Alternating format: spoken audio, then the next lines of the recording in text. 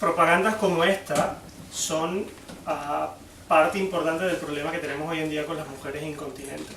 A estas mujeres la información que les llega a través de la televisión es que utilizando una toalla cómoda, más fina, súper absorbente, se les resuelve el problema de la incontinencia, y es completamente falso.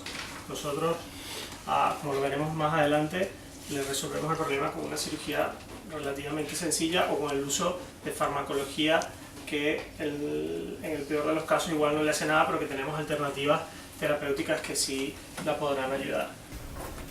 Conceptos importantes a tomar en cuenta: evidentemente la incontinencia de orina es la pérdida involuntaria del pipí, es objetivamente demostrable y sobre todo es una patología que en la oscuridad afecta la calidad de vida de las pacientes de una manera verdaderamente importante.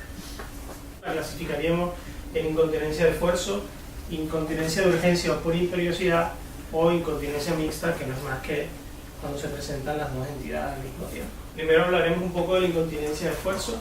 Es esta pérdida involuntaria que se presenta ante la presencia de mínimos esfuerzos, como puede ser la tos.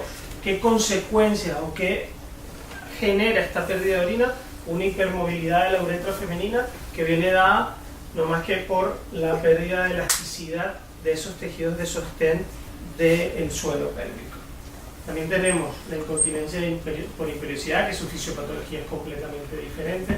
Esta viene dada por contracciones involuntarias del detrusor, del músculo de la vejiga. El 80% de estas pacientes presentan una incontinencia por imperiosidad de origen idiopático, es decir, no tenemos idea de su origen, o el otro 20% de origen neurógeno.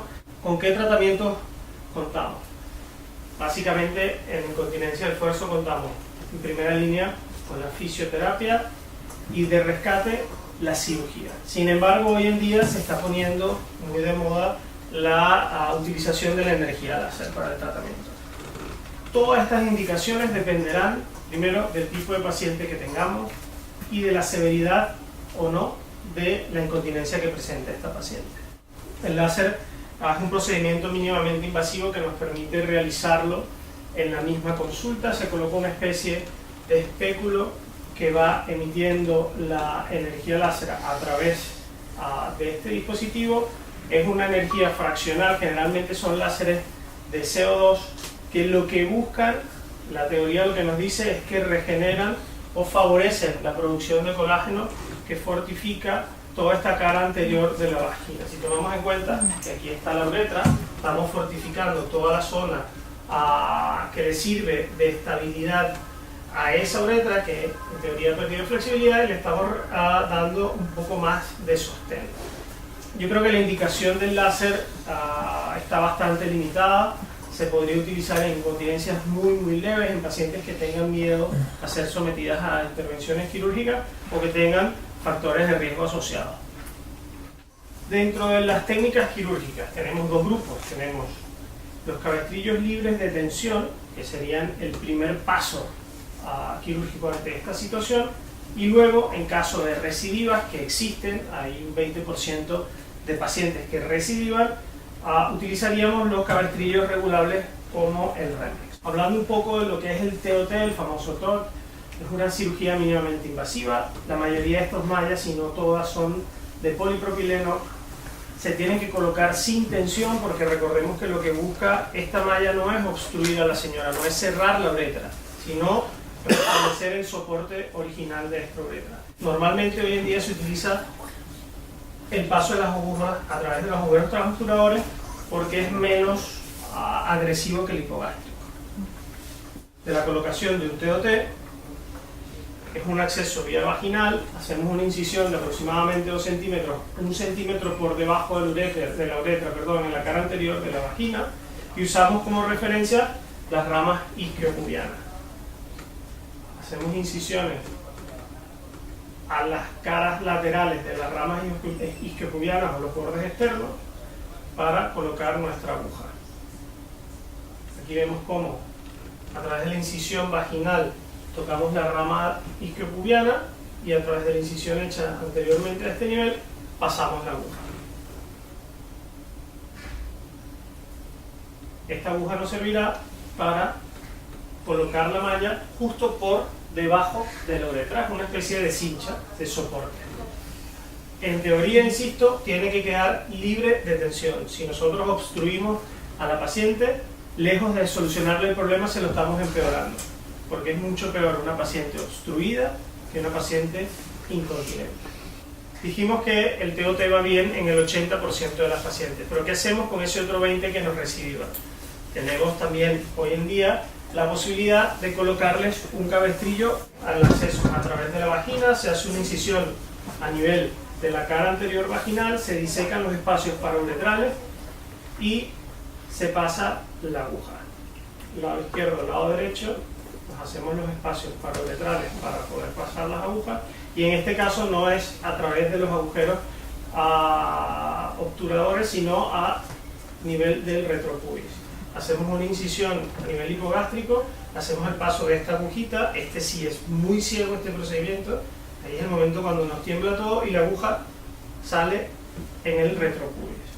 Este tipo de procedimiento nos obliga a revisar la vejiga por el riesgo de perforación en el momento del paso de la aguja. ¿Cuál es la ventaja de este procedimiento? Que una vez que hemos pasado las agujas y colocado la malla, aquí vemos cómo la malla nos va a quedar a nivel suburetral, cerramos la mucosa y colocamos un dispositivo que se llama varitensor. Este dispositivo va a ir colocado a nivel de la incisión que hemos hecho previamente en el hipogástrico.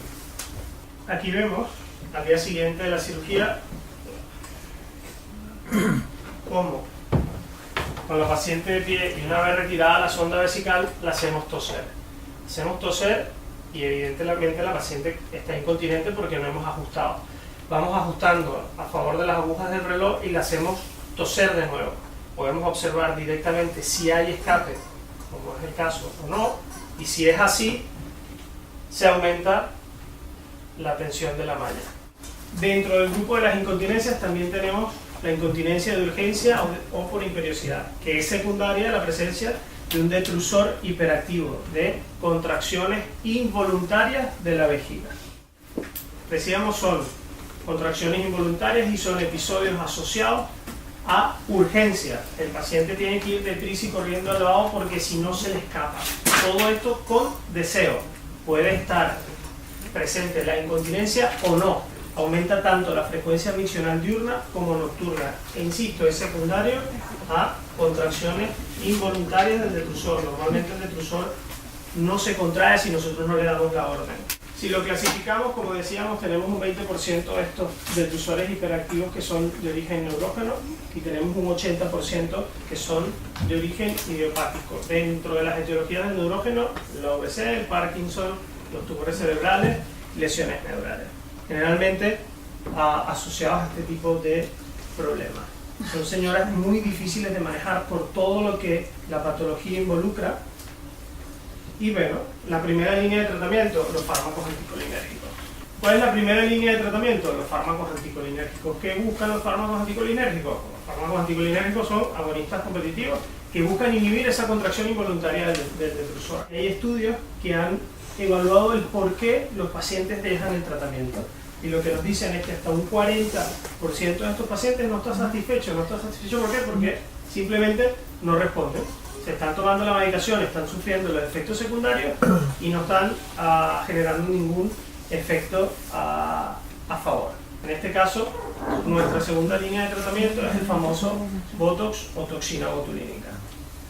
La toxina botulínica inhibe la liberación de acetilcolina, con lo que paraliza esas contracturas, esas contracciones involuntarias de la vejiga. ¿Cómo colocamos la inyección de toxina botulínica? Lo podemos hacer en la consulta o lo podemos hacer con sedación en quirófano. Simplemente entramos a la vejiga con la ayuda de un cistoscopio flexible o rígido y inyectamos intradetrusor el producto.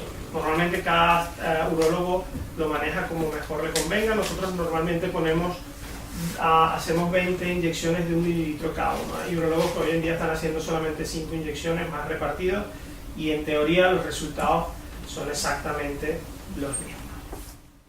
No es despreciable que hasta un 40% de las mujeres sufran de incontinencia en mayor o menor grado, que menos de un tercio de estas mujeres son capaces, por lo que sea, de venir a consultarnos, venir a visitarnos al despacho, tomar en cuenta que produce una afectación en la calidad de vida bastante importante, que no solamente es el usar el pañal, sino que hay patologías asociadas como la ansiedad, las relaciones sociales, incluso la actividad sexual de estas pacientes, que las llevan hasta el aislamiento.